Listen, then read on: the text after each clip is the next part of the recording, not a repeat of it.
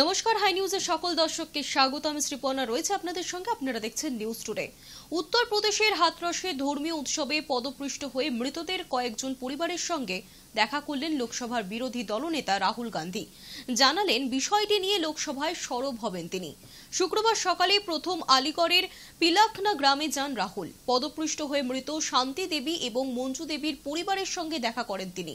এরপরে হাথরসের উদ্দেশ্যে রওনা হন। মৃতদের পরিবারের সদস্যরা পরে সংবাদ মাধ্যমে জানিয়েছেন রাহুল গান্ধী তাদের আর্থিক সাহায্যের আশ্বাস দিয়েছেন।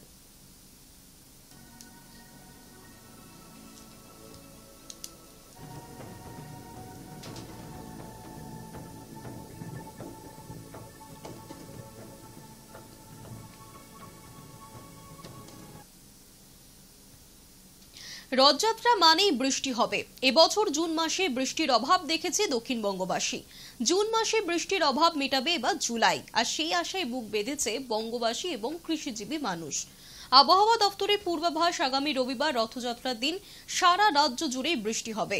রথযাত্রার বেশি দেরি নেই। নদিয়া মায়াপুর ইস্কন মন্দিরে সাজো সাজো রথ দেখতে বহু দূর দূরান্ত থেকে মানুষ ইতিমধ্যেই চলে এসেছেন। মায়াপুর ইস্কন শাখা রাজাপুরে রয়েছে জগন্নাথ দেবের মন্দির। দীর্ঘ প্রায় 5 কিলোমিটার রাজাপুর মন্দির থেকে মায়াপুর ইস্কন মন্দিরে আসবেন জগন্নাথ, সুভদ্রা, বলদেব 3টি রথে করে। ইতিমধ্যে ইস্কন এবং প্রশাসনের পক্ষ থেকে বিশেষ নজরদারির ব্যবস্থা করা হয়েছে। 7ই জুলাই বেলা 2টোয় বর্ণাঢ্য শোভাযাত্রা নিয়ে রাজাপুর থেকে 3টি সুসজ্জিত রথে মায়াপুর ইস্কন মন্দিরে আসবেন। 7 দিন থাকবেন মায়াপুর ইস্কন মন্দিরে। সেখানেই 56 ভোগ সহ বিভিন্ন পূজা অর্চনার মধ্য দিয়ে পুজো দেওয়া হবে।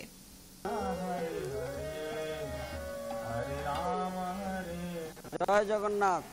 ইস্কন হেডকোয়ার্টার সিধা মায়াপুরে চিরাচরিত ধর্মীয় উৎসাহ উদ্দীপনার সঙ্গে এবং ধর্মীয় রীতিনীতি মেনে এই রথযাত্রা চলছে এবং এটি আন্তর্জাতিক রূপ পেয়েছে। সারা বিশ্বের মানুষ এই রথযাত্রায় অংশগ্রহণ করেন, জাতি, ধর্ম, বর্ণ নির্বিশেষে। এই রথযাত্রাকে কেন্দ্র করে মানুষের উৎসাহ উদ্দীপনা দিন দিন বর্ধিত হচ্ছে। জগন্নাথ মন্দির মায়াপুর থেকে 5 কিলোমিটার দূরে রাজাপুর গ্রামে, সেখানে ইস্কনের শাখা কেন্দ্র। সেখানেই জগন্নাথ দেব পূজিত হন। 7ই জুলাই 3টি সুসজ্জিত রথ জগন্নাথ, বলদেব এবং সুভদ্রা মহারানীর জন্য নির্দিষ্ট। এই 3টি রথ সেখান থেকে বেলা 2টোর সময় ছাড়বে এবং বর্ণাঢ্য সংকীর্তন শোভাযাত্রা সহকারে দেশ বিদেশের হাজার হাজার ভক্তবৃন্দের সম্মিলিত জগন্নাথ জয় জগন্নাথ ধ্বনিতে চলে আসবে ইস্কন মায়াপুরে এবং এখানে অস্থায়ী মাসির বাড়িতে অবস্থান করবেন। জগতের নাথ, জনগণের নাথ, তিনি ভক্তবৎসল, ভক্তদের কৃপা করার জন্য রাজপথে নেমে আসেন।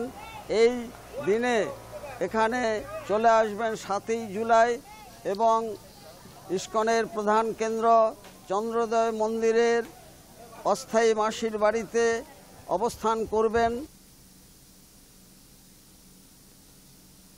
বর্তমানে মোবাইল ফোনের ব্যবহার অপরিহার্য, আর সেই মোবাইল ফোন ব্যবহার করতেই কালঘাম ছুটছে এবার সাধারণ মানুষের। কারণ চলতি মাসের 3 তারিখ থেকে আরও বেড়ে গিয়েছে মোবাইল ফোনের রিচার্জ। ভোট পরবর্তী সময় মোবাইলের রিচার্জের টাকা বেড়ে যাওয়ায় সমস্যায় পড়েছেন গ্রাহকরা। অনেকে এই বিষয় না জানার ফলে দোকানের রিচার্জ করতে গিয়ে খাচ্ছে ভিমড়ি। ঝগড়া লাগছে দোকানদারদের সঙ্গে। অনেক গ্রাহকদের আবার দাবি ব্যবসায়ীরা নিজেদের ইচ্ছা মতো এই টাকা বাড়িয়ে দিচ্ছেন। গ্রাহকদের দাবি অবিলম্বে এই রিচার্জের টাকা কমানো হোক।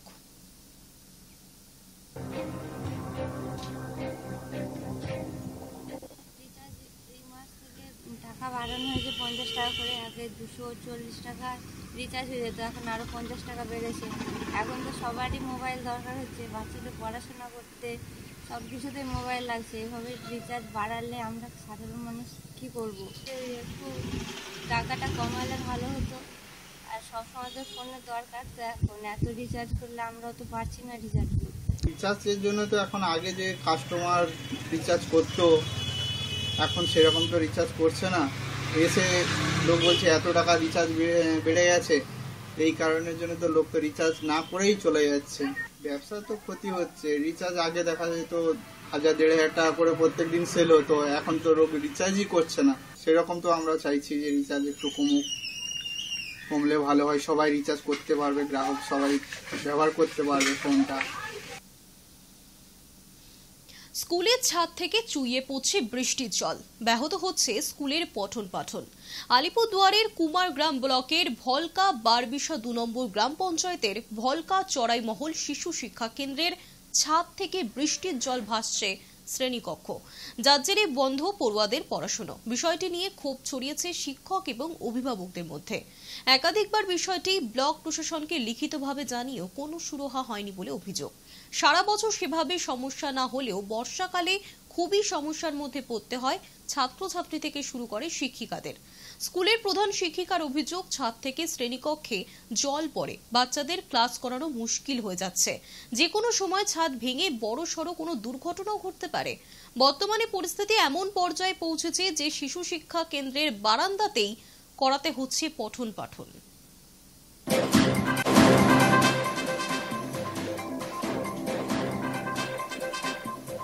কিছু হচ্ছে না, ভিডিও তো শুধু বলছে যে আসবে আসবে স্কুলে, তো এখন পর্যন্ত আসেওনি। এই কয়দিন আগে 1 সপ্তাহ ওখানে আবার দিয়ে দিলাম, অ্যাপ্লিকেশন করে আসছি, তো স্কুলেও আসছে না, দেখছেও না। আমার স্কুল থেকে তো কয়েক বছর থেকে জল পড়ে যাচ্ছে, তো বাচ্চাদের নিয়ে তো আমরা খুব রিস্কে আছি। ওই আমরা বারান্দায় বা সাইডে সাইডে একটু জায়গা নিয়ে বসি, ওই জন্য তো আমরা কমপ্লেন করছি বারবার ভিডিওর কাছে, কিন্তু ভিডিও তো কোনো কথাই শুনছে না। জলপাইগুড়ি সহ উত্তরে চলছে ভারী বৃষ্টি। শুক্রবার থেকে রবিবার পর্যন্ত জলপাইগুড়ি সহ উত্তরের সবকটি জেলার ওপর কমলা সতর্কতা জারি করেছে কেন্দ্রীয় আবহাওয়া অফিস। বিশেষ এই সতর্কবার্তায় জলপাইগুড়ি, কালিম্পং, আলিপুরদুয়ার, কোচবিহার, দার্জিলিং সহ উত্তরের অন্যান্য জেলাগুলিতেও অতি ভারী বৃষ্টির সতর্কতা রয়েছে। শুক্রবার সকাল থেকে চলছে অবিরাম বৃষ্টি, যে কারণে ইতিমধ্যেই তিস্তা সহ অন্যান্য নদীগুলোর জলস্তর যেমন বাড়ছে, সেই সঙ্গে ডুয়ার্সের বিভিন্ন পাহাড়ি নদীগুলিতে হড়পা বানের আশঙ্কা রয়েছে। তবে এই সমস্যাকে উপেক্ষা করেই কাজে বেরোতে হচ্ছে সাধারণ মানুষদের।